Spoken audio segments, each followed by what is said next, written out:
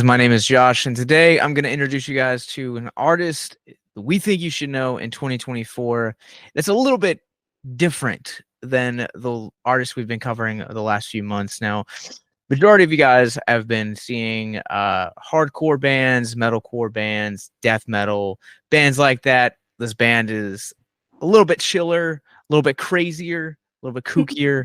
Please help me in welcoming from the band Safe Sex, James Ross. What's up? Here's our drummer. This is Cameron. He's never late. Hello. Well, I gotta ask right off the bat. Safe Sex is obviously a very provocative name. What is the story behind the name? Is it provocative? I feel like it's the one thing, like across all lines, that I don't know, religious or not, people get down with. I don't know. Yeah. I think it came about at the end of like a 4-hour brainstorming session that we had of when we were like, okay, like we need to actually come up with a band name that all of us like. Yeah. And yeah, I think that we wanted, you were like, I want something like Bam Bam. I want something like love one syllable band names, one syllable names in general. Huge fan. And then I think it came about, I don't know. I think for me, I think it might mean like different things for different people, but I think for me then it's like, I don't know, not literal, but can also be literal. But I think that I think for me it taps a bit more into like, I don't know. It's like being the safety of it, feeling safe in your sex. Or just like, I don't know. I think it's like we wanted that like little bit of provocativeness, but it's like we also wanted to show like, I don't know, we all have pretty conservative backgrounds. Yeah. I'd like to say. Yeah. And I mean, like, I think we kind of wanted to play with that. And like, also that, I don't know, you and I don't know, we've just like changed like over time. And I think that when we said, I think that you were the one that like spit it out. And then all of us were like, looked at each other, we're like, yeah. Yeah. So I think I don't know. I kind of like to leave it up to the imagination or leave it up for interpretation. Yeah, it doesn't have a concrete meaning for us as the band. I feel like it's both a fun name that we kind of we're not throwing condoms at people yet. But we're not ruling it out either. Yeah. Okay, yeah. First, because condoms and variety of safe sex is very expensive, so you know you got to get sponsorship first. Exactly. True. So how would you guys, like I said in the intro for you guys, the sound of Safe Sex is something that's kind of a little bit different than the music that we're used to covering here at Victims. How would you guys describe the music and the sound of Safe Sex? Yeah, it's definitely changing. We're like changing members pretty frequently and like still kind of cutting and honing in the sound. I would say these days, this week, we're calling it indie funk.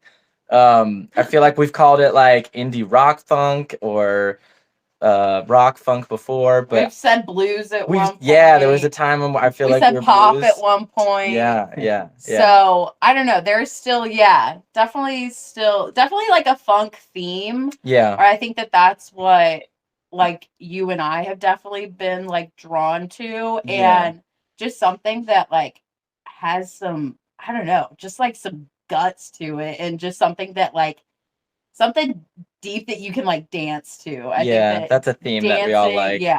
I love dancing. I love good ass music, and so I think that's what I'm like, that's the theme. That checks out. I think that's the one thing I agree. Like the funk is the one thing that like musically in all the musicians that we're playing with and all the writing that we're trying to do, I think that's like the one thing we really want to hold on to. And so whatever like the extra thing we tack onto that might kind of continue to change as time goes on, but I would say I want to keep the funk going. Yeah. There could be a Venn diagram. In the middle, it's always funk. Yeah, yeah, I like that.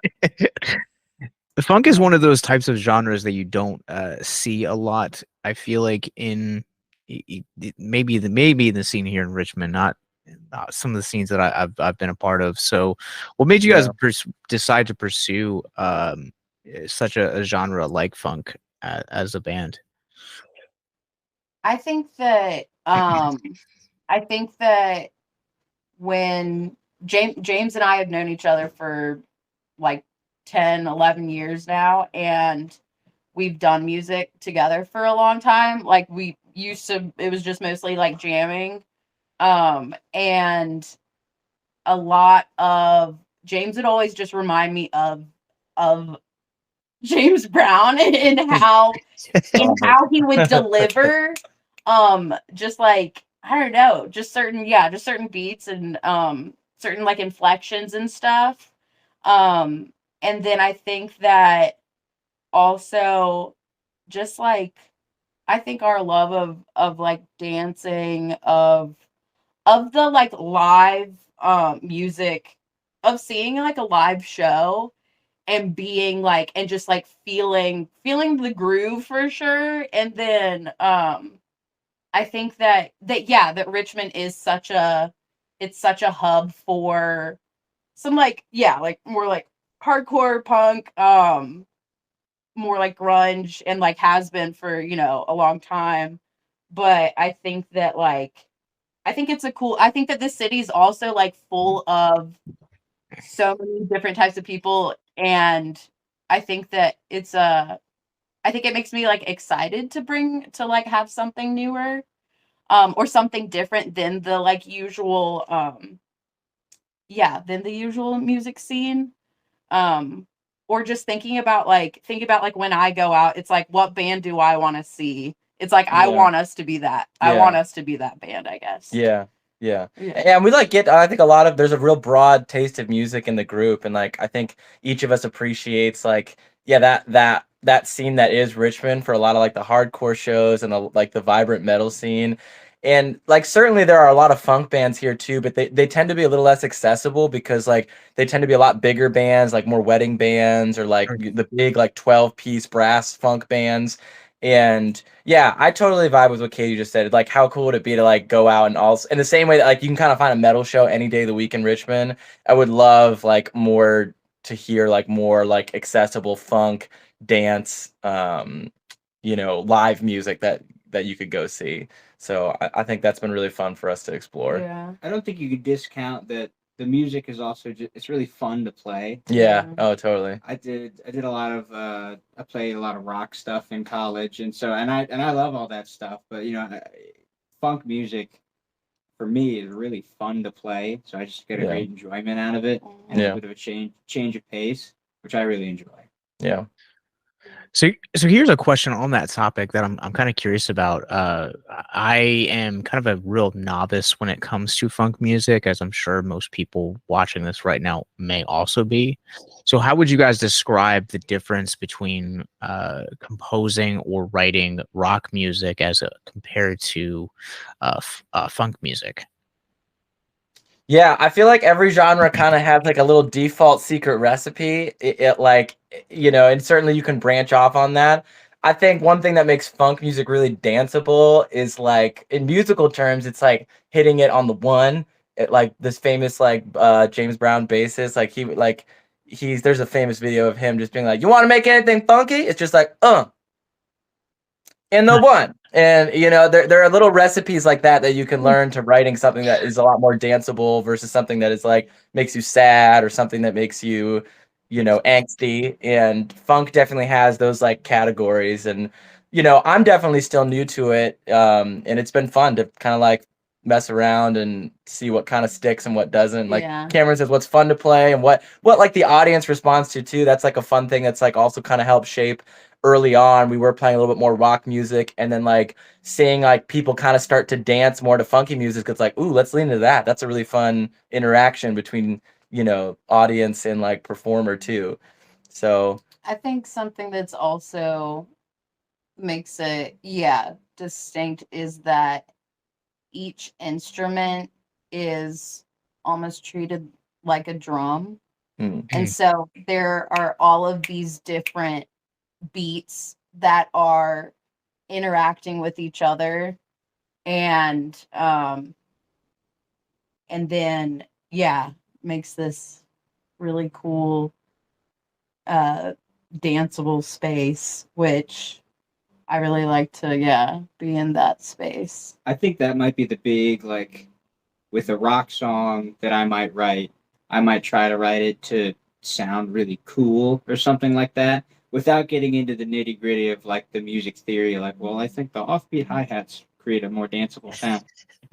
the the intent is like a fun sound and a danceable sound. Whereas maybe when I write a rock song, maybe there's fun, but there's dancing is not usually something that I'm thinking of as my intent when the song is finished.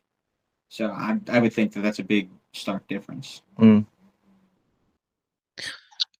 Just hearing you guys talk about the process of creating music as a band, even despite some of the membership changes that you guys previously mentioned. You mentioned earlier about how you guys want people to walk away from your shows and be like, man, like that was an experience.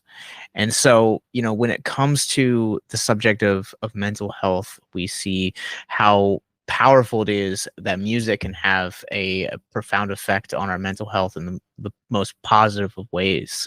When you guys are writing the dance, that's music, funk, and bringing it, how do the lyrics kind of play into that for you guys? Yeah, I think that's like still a process that I'm learning. To date, I feel like I've done most of the writing lyrically, and musically it's kind of changed as like bringing a skeleton to the group and then like getting to dress the skeleton up for like Halloween, I guess would be a way to say it. I wish I had like a clear answer. Like the truth is, like I don't know, the writing process and all that is kind of just like continues to evolve. Like I've been writing horrible songs since I was like 12 years old. And like, I think it's just like anything, you get better at it the more you do it. And now that there's like a space for people that are excited to play it and people that want to hear it, if there's a thing I'm happy about, maybe I'm writing about that. If the thing I'm sad about, maybe it is just like a really fun melody that we came up with and now we need to put lyrics to it. I think it can be everything, as far as like something very serious and emotional to something like really light and silly. And I think that's what like I love about the whole experience, is that like the well of creativity feels like it's very limitless, and it doesn't need to be this one concept that like we're married to, which is kind of like a cop-out answer. Basically, it's nothing and everything. Did I dance around that really good? So good, keeping with the subject of dancing, it works so perfectly. Excellent. Well, you guys can catch Safe Sex along with Betty Gray, Saint of Pine Hills, Ooga Booga, and more at our free Garden Grove outreach show, June 22nd. Doors open at 6. The noise starts at 6:30. Where can people find you guys online and hear the music? Where are we at? We are on Instagram. It is Safe Sex RVA. And we're on SoundCloud. We're on SoundCloud. We'll be on Spotify before this show, so stay tuned. Follow us on Instagram, and then you'll see our announcement for a Spotify drop. All right. Well, I thank you guys so much. So make sure that you guys click the links in the show notes below. Check out Safe Sex. Give them a follow on Instagram, and get weird and get funky. Until next time, remember to stay classy.